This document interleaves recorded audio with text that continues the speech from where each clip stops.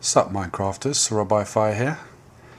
We are on 1.0, the game is officially released, and I gotta say the biggest news to the recent changes, as far as I'm concerned, is mob pathing. Now, I had suspected something strange was going on, but it wasn't really until I saw Hypnotized's video where he put it up a couple of days ago, and he talked about how if you get further than a certain distance away from mobs, whether they're hostile or passive, and it seems to be all mobs from what I can see except ghasts, and that might be happening with ghasts if you get really far away, but we're talking 150 blocks maybe. But with other mobs, whether it's sheep, cows, zombies, whatever, you can get yourself up onto a high vantage point, just pillar up and look at some mobs in the distance and say they were about at least 30 blocks away. Maybe it's a little bit more, I should do some testing, but you'll notice that after they spawn, they wander around just for about 5 seconds, and then they stop in place, and then all they do from then on is they rotate on the spot. They may look around themselves in different directions, but they will not path, and that is a major change when it comes to mob trap designs. This one, which I have actually shut off at the moment, is, well, it's an old one that was based originally on what Etho had done around his ice base, where he had a massive block of cobblestone with spawn pads inside and all of that. The mobs dropped down to water streams at the bottom. I retrofitted it and put in this piston funnel after the fact, and that was working fine for a while, and it still works to an extent, but because of the distance, especially when I'm down there, between me and the spawning pads and the mobs themselves, they will stop moving and stand around on those pads. I can look up and I can see using F3, I can see my entity count. I've got mobs up there, but they're just staying up there for the most part. I'm only getting a trickle of mobs down there. Now, underneath the base, I have a version of my Venus Skytrap, which is buried under there, and that seems to be working just fine, except of course for Enderman, because I'm dropping them into a stream. And I don't know if you've seen a previous video where I mentioned this, but I had a system set up where I dropped the Enderman into water, and I've got a couple rooms either side designed for them to port into, which they do occasionally, but it's not very effective. It's not working very well. Anyway, I'm gonna have to think about that. I may make myself an aerial Venus Skytrap over there somewhere on the other side and drop them down there, because right now I'm not killing Enderman at all, which is not good, because I do need some Ender Pearls. I do have some, but not enough. I threw down this little terribly shaped igloo here on the ice and chopped a little hole in the bottom, because now underneath here I have a room. Oh dear, looks like a sheep died in there. I have a room for my animals. Just decorated a couple of these giant toadstools, mushrooms, and a tree. Got some coloured sheep. There's actually only one pig in here at the moment. One of the pigs died. But yeah, this was a massive job carving out this space. I was not in a sea biome. I had some water, but it was pretty shallow, so I had to chop this all out around here to make this. My staircases, as you can see, there's no walls to stop you going into the water. And a side effect to this is that you have a little bit of a trap for squid. They end up on these stairs. I think what I might do is widen out another block and lower down a block so that they can land on them. I may even put some rail carts in that will pick them up. Have a little bit of a squid trap going on there. And that's another thing, squid spawning seems to have changed as well. I noticed that they weren't spawning as much. They weren't spawning in water deep underground, and they weren't spawning in pools like higher than sea level. Things like that I'd seen in the past, and it does seem to be, according to the wiki, something written there about level 60. But they were talking about mob spawners themselves. If you make a mob spawner spawning squid, they only work at level 60, something like that. I haven't tested that, but it does indicate something's going on with squid. And one of the changes with squid, where they used to just swim to the lowest point and they would never be able to swim up after that, so they would get trapped in the lowest parts of any water, which Doc M and others, but mainly Doc M, has used to make his squid aquarium, and he's put in hours and hours of work into that, and now it doesn't work. But it does seem to be that one of the changes, aside from making it so they can swim up, down, left, right, wherever they want, is the height at which they are able to spawn. They opened up slimes so that they could spawn all the way up to, I don't know, I've seen them up to level 40 at least, and possibly even higher than that. So they've changed that. They've made it so slimes can be all over the place, and then they've restricted the squid. Anyway, I can use that to my advantage one way or another. I've been trying to work out a way of using water curtains like this to spawn, and then have rail carts and railways along the side of them so that the squid they'll swim up and down in the curtains themselves. I don't know whether I need to make them 2 wide or 3 wide or more, but we'll see. And I could make a little bit of a squid collection system. Not that I really need squid drops, but it'd be something to do. And speaking of things to do, I've got millions of projects I want to work on, and I'm just terrible at picking one and sticking with it. One of the things I was getting sick of was taking this ladder all the way up to this mob system when I wanted to shut it on and off. So what I did there was, well, I'll show you. It's pretty cool. It took a little bit of figuring out because I didn't entirely understand how to get nether portals working so close together, and the information I found on YouTube videos and on the wiki was confusing and incorrect in many cases, so I had to just fiddle around, and I've ended up all over the place in very strange places, spawning in caves underground outside my base and stuff, trying to get this set up.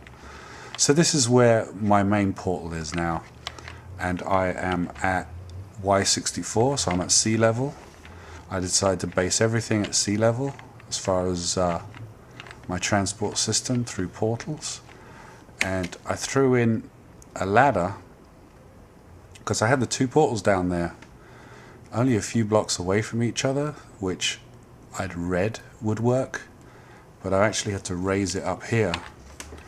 So this is actually 30 blocks higher than sea level. I don't know if it needs to be 30 or if it can be less, but it works. This sends me up into my control room for the spawning pads below. This switch turns the lighting on and off, and this switch was for the water streams to suppress spider spawning. This whole room and this whole setup was basically block for block copy of what Etho had for his system, and I forget the guy who came up with this little design that he suggested to Etho, but very, very cool. There's underneath 4 holes in the ground. The lava would go through one and the water would go through all 4 in a nice little compact system. Very, very cool. I'll have to look him up anyway. Here I am inside the mob trap. Behind this red wool is all the pads and everything. Like I said, it's shut off. So now I've got this access to the roof of the world here. I don't need an ugly looking ladder going up to the top. I don't need a noisy piston elevator.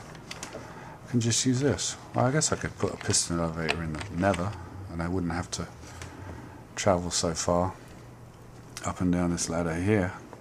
But it's definitely a lot faster than the old method I was using.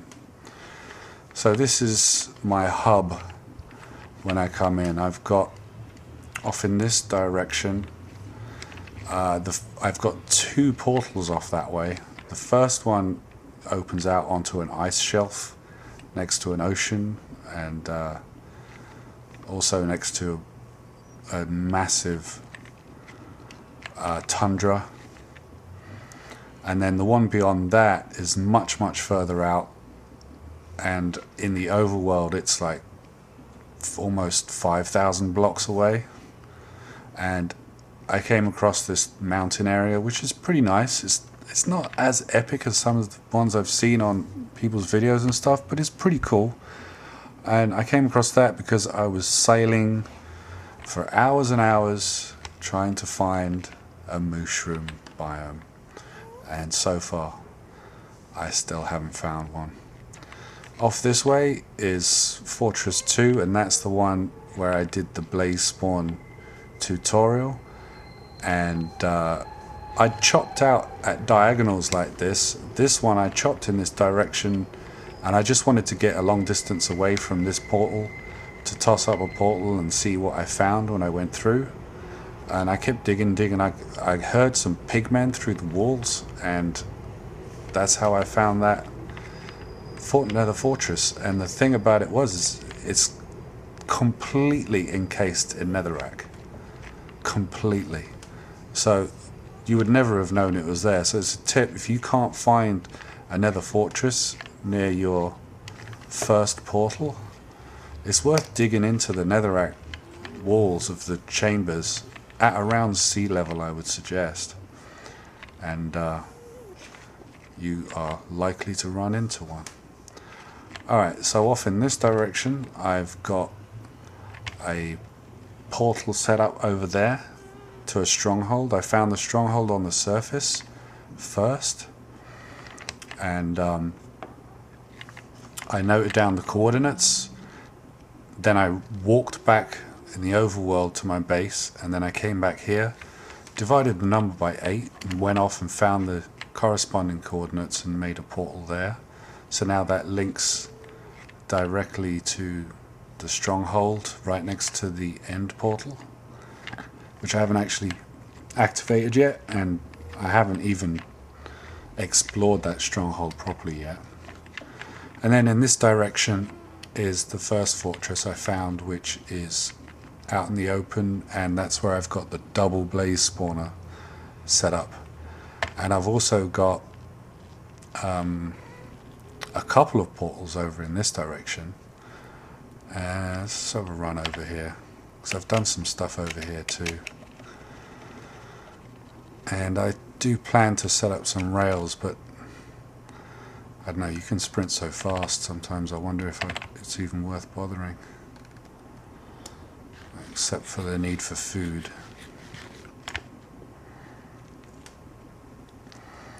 Alright, so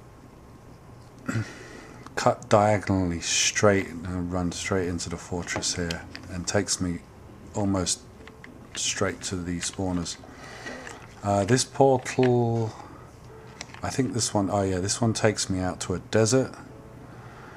And the last place where I was getting sand, I decimated the place pretty much. So I came over here and started chopping out some more sand because I needed more glass.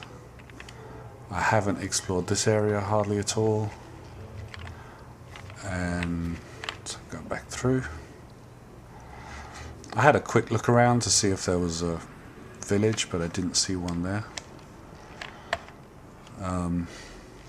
I have actually found 2 villages since. Let's see, this one. Yeah, this portal is right by my setup. That's the 2 blaze spawners, which I've made several videos about now. Those are all kicking off, as it were. Got myself a little netherwort farm, which is more than adequate. This thing chucks out more netherwort than I could possibly use. I put some wheat in here just so that there's something growing while I'm here.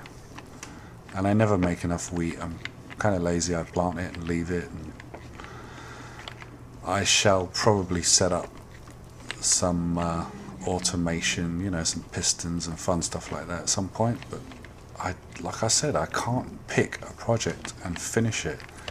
In this area I've put a fair amount of work in, but it's not finished. I'd like to make this area really cool. I just sort of throw things in, like I threw in this enchanting room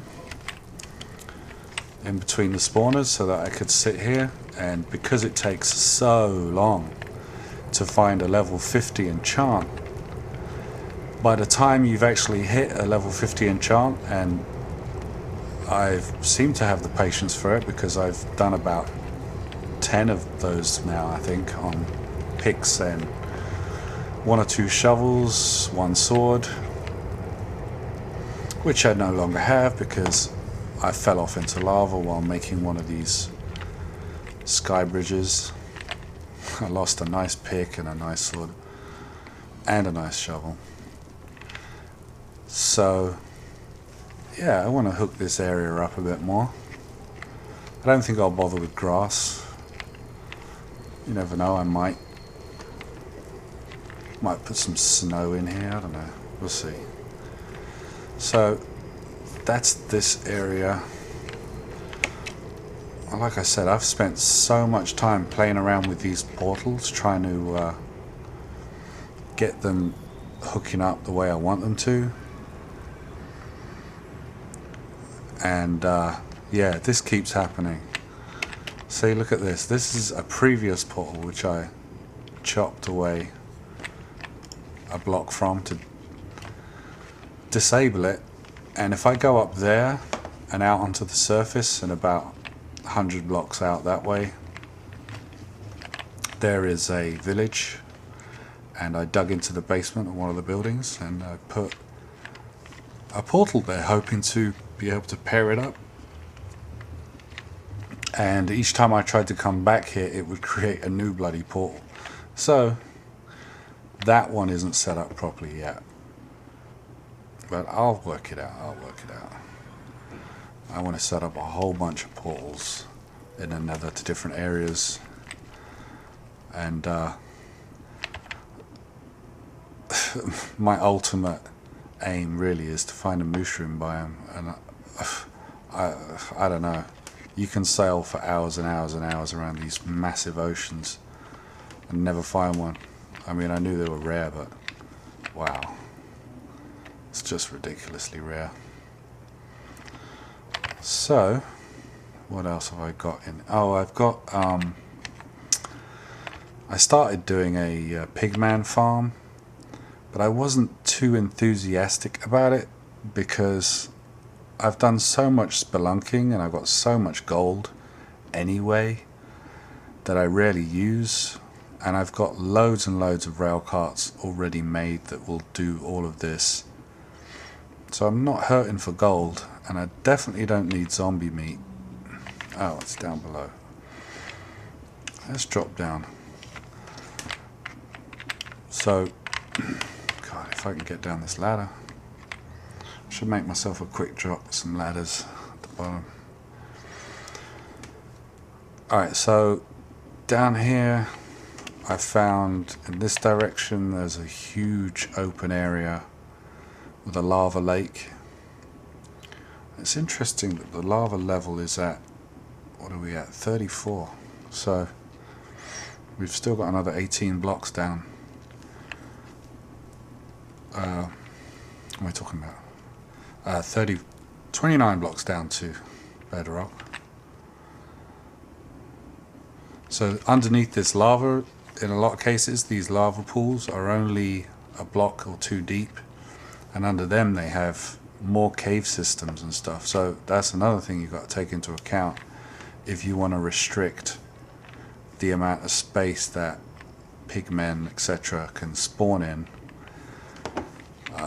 You know, you want to pick a lake of lava so that you've got a minimal amount of spawning spaces, but you can't really avoid all of this stuff around here can spawn mobs. But it's a lot better having an open space like this than being, say, over on in this area where all this stuff is, because even though the mobs will spawn, they'll despawn pretty quickly because they're so far away. So I was doing a little bit of the Venus Skytrap thing up here, and I had been working on this before the changes to mob pathing, and this one I kind of abandoned, semi-abandoned. I've started altering it already, but I got a lot of work to do on that. I'm probably not going to use this step method because, well, like I said, the mobs do not like to walk around after about 5 seconds. Maybe it's longer, not sure. So they may drop down a few levels if they spawn high up, but what happens then? What happens, you know, if they just stop walking around and they're standing up there? They're just going to eventually despawn. So that's not going to work. So what I'm going to have to do is just do some platforms, kind of like what Red Eyes has. Literally, you know, 2 wide strips or something, where the mobs will walk off very quickly after spawning, because anything less than that is just not going to work. Come on. The range on this bow is not too good. Come on. But this is what I was thinking as far as hunting ghasts and trapping them. Although I've been working on some ideas on my test world, I think in the end you might be better off just like half slabbing out a huge area, a lot bigger than this, and then when they spawn like that, you can usually like get into closer to them till they see you, and then you can back out and kind of drag them towards you if you do it right. Not too quickly, because they'll just lose sight of you and start flying about randomly again. But if you can bring them towards you like that, you can bring them so that they're over your platform and just shoot them down and run around and pick up the ghast tears. It's probably the easiest way to do it, because if I was to use the ideas I've been working on for a system, it would be the biggest mob system ever made. It would be ridiculous. And although I probably do have enough cobble to put together a massive system, the work that would go into it would just be insane for the return. And you know, as much as we like to automate things, I don't know about ghast. I've been racking my brain on ideas with ghast, but you know, there's a certain amount you can do with them. I've come up with a step down method, like a funneling system like this, where they could fly down and not be able to fly back up, and I've got that working. But to get them to spawn in the first place, I mean, I don't know if you've seen Etho, been watching him for a long time. You remember when he did his passive mob system and he went around his whole island everywhere with a hoe and had to hit every square with a hoe to get rid of the grass so that passive mobs wouldn't spawn. And we're talking on that kind of scale, but look at all of this. You would have to get rid of all of this spawnable area, all of these blocks. You would have to either cover up with lava or half slabs or get rid of them entirely, but that's a lot of spawnable space for ghasts. So whatever you kind of system you try and do for ghasts, you're talking huge scales, ridiculous in fact. So my pigman farm is not working very well, and like I said, it's hard to really even want to do it because all I'm going to get out of it is some gold nuggets, and like I said, I am not hurting for gold.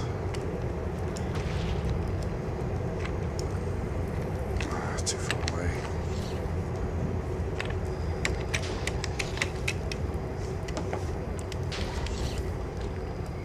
Let's see if I can get a tear off of him.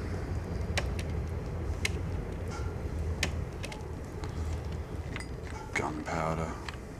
It's ridiculous.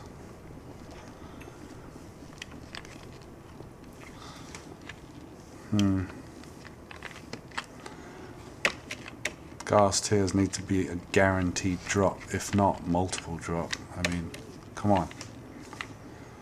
Come on, Dutch. Or Jeb, probably. Now, I think that will probably do it for today.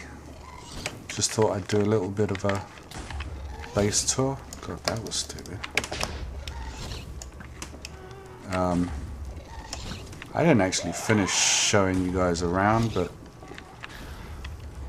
like I said, I've got a lot of projects that I want to work on. So I thought I'd give you a quick look around just to see where I'm at right now, so that when I have done something impressive, you'll know what it looked like before. Anyway, I've just reactivated my Twitter account, so if you want to check me out on there, SirRobHiFi, I'll be on there. I've already following a bunch of people like Pause and Pause and BWO, Good, and a whole bunch of people like that. I'm a little bit slow on the old technology front, but yeah, if I see you on there, I'll see you on there, or I may see you on Cilantro Gaming's live stream on Twitch. Alright, see you later guys.